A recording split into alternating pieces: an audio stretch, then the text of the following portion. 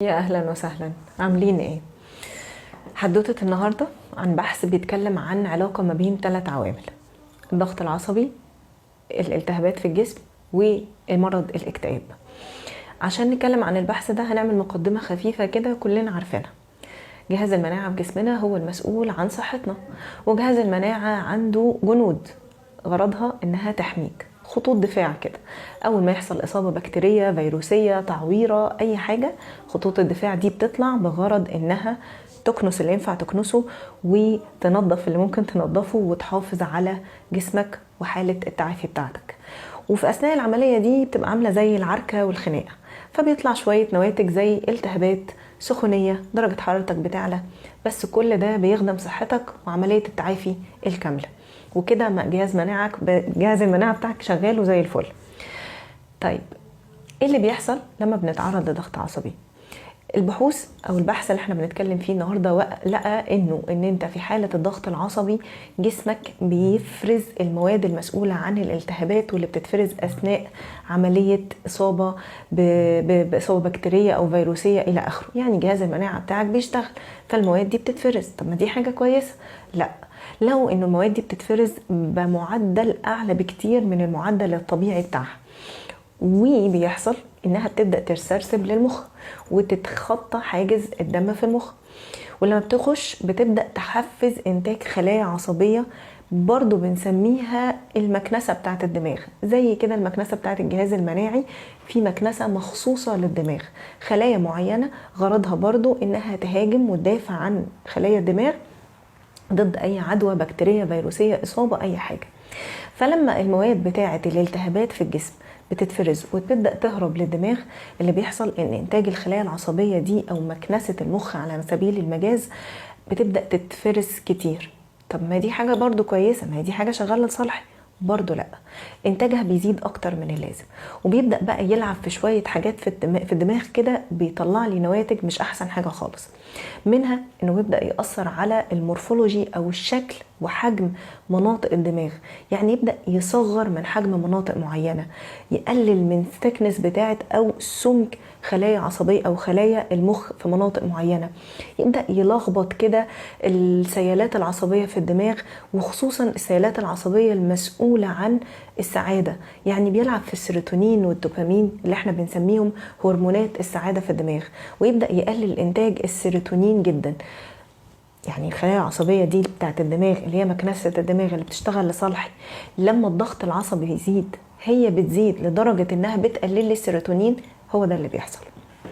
فلما السيروتونين بيقل ومناطق معينة في الدماغ بتقل، منها المناطق المسؤولة عن الإدراك أو التفكير العقلاني، منها المناطق المسؤولة عن إدارة المشاعر بتاعتي زي الأميجدلا، منها مناطق مسؤولة كمان عن إحساسي بالريورد أو الشكر أو الريورد، المكافأة، إحساسي بالمكافأة، ومناطق مسؤولة عن إحساسي بالسعادة.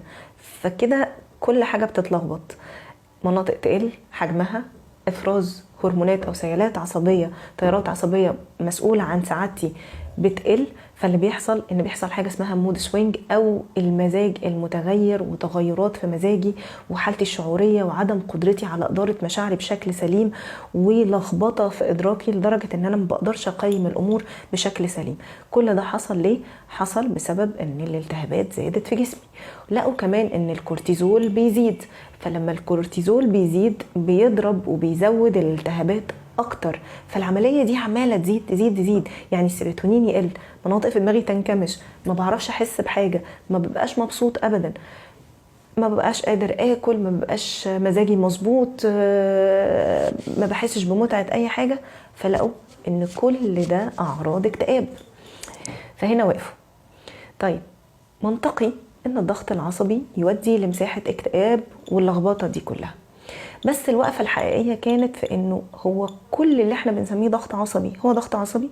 يعني الضغط العصبي اللي هو معنوي بس، ان انا حصلت حاجه زعلتني، ضغوط، ابتلاءات الى اخره.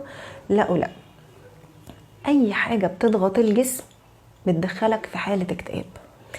اسرع حاجه واسهل حاجه لما بنكون مكتئبين تلاقي الناس تبدا تروح على انها تاكل، بيطلعوا غلهم في الاكل، او بيدوروا على اي حاجه تبسطهم بشكل مؤقت.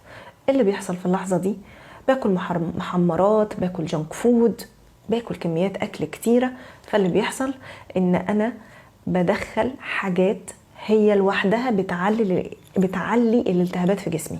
فلما بتعلي الالتهابات في جسمي هي بتديني بلس سريع كده للسعاده. حلو، اتبسطت، جميل. الالتهابات زادت، ايه اللي هيحصل؟ اللي انا فاكره انه هيتفرز ويخليني مبسوط هو في الحقيقه قل في دماغي، اللي هو السيروتونين، هرمون السعاده. ان انا عشان ابقى مبسوط انا باكل، بس اللي بيحصل عليت التهاب، سيروتونين قل، وداني الاكتئاب زياده.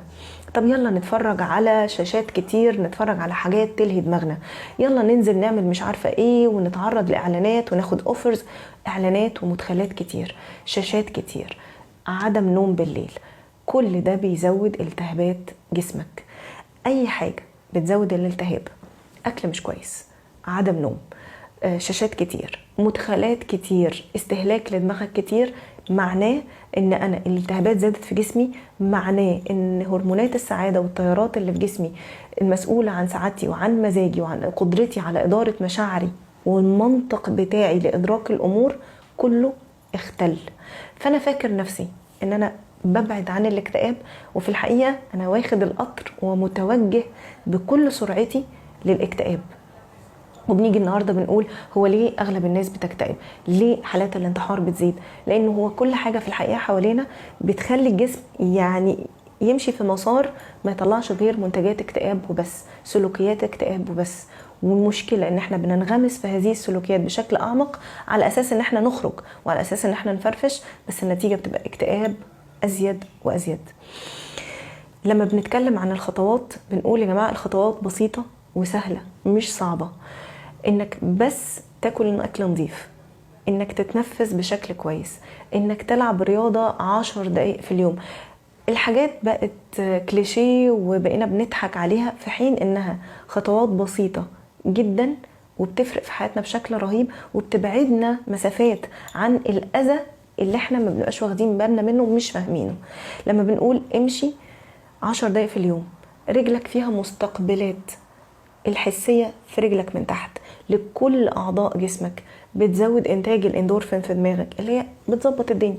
فلما تكون مكتئب أو حاسس بأعراض اكتئاب، كل أكل كويس، اشرب مية كتير، خلي أكلك يميل للقلوية أكتر منه الحمضية. الحاجات الحمضية بتزود الالتهابات في الجسم. انك قلنا تاكل خضروات كتير، تاكل فواكه، الحاجات دي كلها بتساعد انك تقلل الالتهاب في جسمك. لما تبقى شوية عوامل في ايدينا هنظبط نسبة الالتهابات، فشوية هنبعد عن الاكتئاب بمسافة. ساعتها هينفع يبقى فيه شوية ادراك بدأوا يشتغلوا، ابدأ افعل بقية الادوات النفسية، من نفس، من تفريغ على ورق، من ادوات للتعامل مع مشاعري بشكل سليم. فهي خطوات بسيطة. لكن لما بنستنكر هذه الخطوات وبنقول ما هي الحياة ماشية كده، انا مش بس بخلي عوامل الضغط هي عوامل نفسية واللي هي لا حصر لها، لا ده انا زي ما بيقولوا كده ايه، بعلي على جسمي، باجي على جسمي زيادة وبحط عليه وبقول له اضرب الالتهاب في جسمك مرتين ومش مهم النتيجة، وباجي اقول انا مكتئب ليه. ربنا يجنبنا جميعا كل شر ويبصرنا كده للخير، وخدوا شوية خطوات بسيطة لحياتكم أكيد هتفرق بإذن الله.